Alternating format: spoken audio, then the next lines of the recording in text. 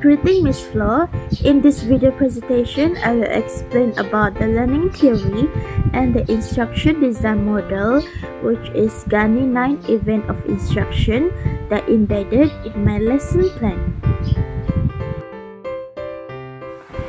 In the presentation part, in a traditional classroom setting where a teacher teaches students about a lesson topic, several learning theory can be applied to understand and optimize the learning process. The first one, we have behaviorism.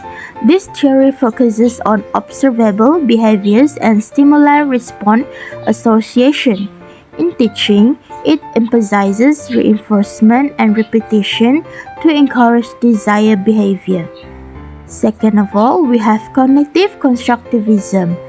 Based on the work of Piaget, this theory suggests that learners actively construct their understanding and knowledge through experience and reflection. Teachers facilitate this process by encouraging exploration, discussion, and problem solving. Third, we have constructivism. Vygotski's theory posits that learning is socially mediated and collaborative.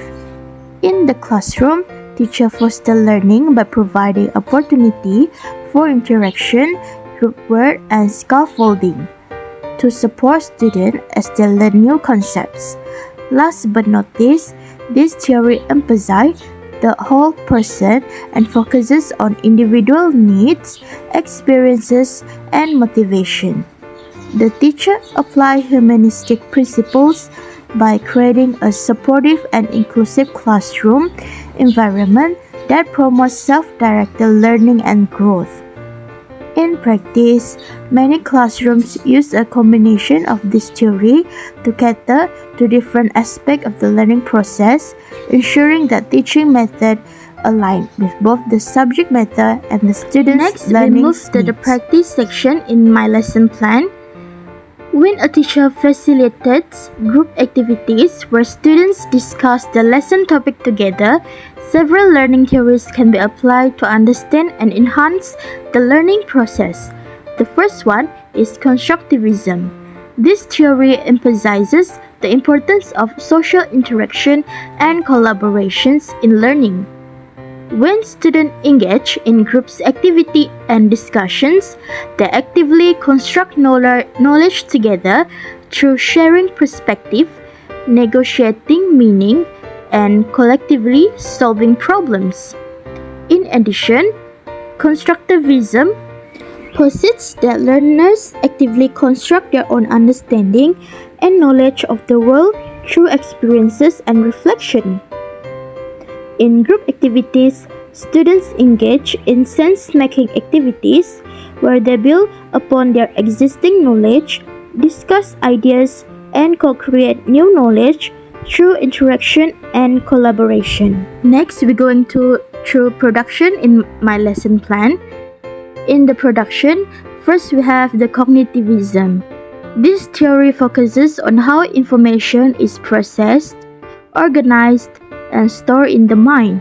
When a teacher gives individual practice, cognitivism emphasizes activity that engage students' mental processes such as memory, problem solving, and critical thinking. Students are encouraged to actively process information, apply strategies, and make connection between new and existing knowledge. Second of all, we have behaviorism. Behaviorism emphasizes observable behaviors and the influence of the environment on learning. In the context of individual practice, behaviorist principles involve reinforcing desired behavior through practice and immediate feedback. Student responses are shaped through reinforcement, which help strengthen correct responses and modify incorrect ones over time. Third, we have constructivism. Constructivism posits that learners actively construct their own understanding and knowledge through experiences and interaction with the environment. In individual practice, constructivism approaches encourage students to engage in self-directed learning activity where they explore, reflect, and make meaning independently. Teachers provide opportunity for students to build upon their prior knowledge and construct new understanding through hands-on activity and problem-solving tasks. Last but not least, we have humanism. Humanism focuses on the holistic development of learners and their potential for personal growth and self-actualizations. In individual practice, humanistic approaches prioritize students' autonomy, self-directed learning, and intrinsic motivation. Teachers create environments that nurture students' natural curiosity and desire to learn, allowing them to explore topics of interest and develop a deep understanding through personal exploration and discovery. Each of these theories offer valuable insights into how teachers can structure individual practice sessions to optimize learning outcome based on different perspectives of how students learn and develop cognitively, behaviorally, socially, and emotionally. Next, I will explain about instructional design model that embedded in my lesson plan. In the presentation, when a teacher teaches the whole class, the robot gaining 9 events of instruction can be applied as follows. The first one is gaining attention. Capture the student interest and focus their attention on the lesson. This might involve using an attention-grabbing introduction, posing a thought-provoking questions, or using multimedia to engage the class. Second, informing learners of the objective. Clearly state the learning objective for the lesson. This helps students understand what they are supposed to learn or accomplish by the end of the class. Third, stimulating recall of prior learning. This is to activate student existing knowledge related to the topic. This could be done through a brief review of previous lessons or by connecting the new material to what students already know. Fourth, presenting the stimulus. Introduce the main content of the lesson. This may involve explaining key concepts, demonstrating process, or showing examples relevant to the topic. Lastly, providing learning guidance. Assist students in understanding the new information. This could include providing explanations, giving clear instructions, and breaking down complex concepts into manageable parts. In the practice part of the lesson plan, the robot gaining 9 events of instruction that can be applied is the first one, gaining attention. Begin the group activity with an engaging introduction or prop that captures the student interest and focuses their attention on the task at hand. Second, informing learners of the objective. Clearly explain the purpose and objectives of the group activity.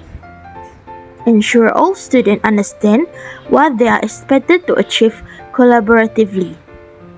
Third, stimulating recall of prior learning. Encourage students to discuss and share their existing knowledge related to the activity, topics, or problem. This helps activate their prior knowledge and establish connection. Fourth, presenting the stimulus. Introduce the main task or problem that the group needs to work on together. Provide necessary material, guidelines, or instruction to guide their collaborations. Fifth, providing learner guidance. Facilitate the group activity by offering guidance, clarifying instruction, and supporting students as they work through challenges or questions that arise during the activity. Sixth, elicit performance. Allow students to actively engage in the group activity. This may involve brainstorming ideas, discussing solutions, conducting experiments, or completing a project together. 7. Providing feedback. Monitor the group's progress and provide timely feedback. Encourage peer feedback and discussion to foster reflection and improvement within the group. 8. Assessing performance. Evaluate the group performance based on the objective of the activity. This assessment can focus on both the process, collaboration, or communication, and the outcome, which is the quality of solutions or products. Last but not least, enhancing retention and transfer. Summarize key insights or lessons learned from the group activity. Help students connect their collaborative experience to broader concepts or real-world application. These events help structure group activity in a way that promote active engagement, collaboration, and deeper learning among students. This support effective teamwork, problem-solving skills, and the application of knowledge in practical contexts. May be made based on the nature of the group activity and the specific learning goals targeted. For the production, which is the final part of the lesson plan, when a teacher gives individual practice to students to test their knowledge, the robot gaining 9 events of instruction can be applied as follows. The first one is to gaining attention. At the beginning of the individual practice session, the teacher might recap key concepts or pose a question that probes students to focus on the upcoming tasks. Second of all, informing learners of the objective. Clearly state the purpose of the individual practice sessions. This informs students about what they are expected to demonstrate or achieve through the practice. Third, stimulating recall of prior learning. Encourage students to recall relevant knowledge or skill that they have learned previously and which are pertinent to the practice tasks. Fourth, presenting the stimulus. Provide the practice materials or questions that students will work on individually. This could include worksheets, problems to solve, essays to write, or simulation to interact with. Fifth, providing learning guidance. Offer support and guidance as needed to ensure students understand how to approach the practice tasks. This may involve clarifying instructions, answering questions, or providing example. Next, eliciting performance. Allow students time to work independently on the practice tasks. This phase focuses on applying the knowledge and skill to demonstrate understanding. 7. Providing feedback. After students complete the practice tasks, provide feedback on their performance. This feedback should be specific, constructive, and aimed at helping students understand their strengths and area for improvement. Next, assessing performance. Assess students' performance based on the objective of the practice session. This assessment can help gauge their comprehensions, identify learning gaps, and inform future instruction. Last but not least, enhancing retention and transfer. Reinforce key concepts or skills that were practiced. Help students make connections between what they have practiced and how it applies to broader context of future learning. These events guide the process of individual practice to ensure that it is purposeful, supportive, and conducive to learning. They help teachers structure the practice sessions effectively to promote student engagement, understanding, and retention of knowledge.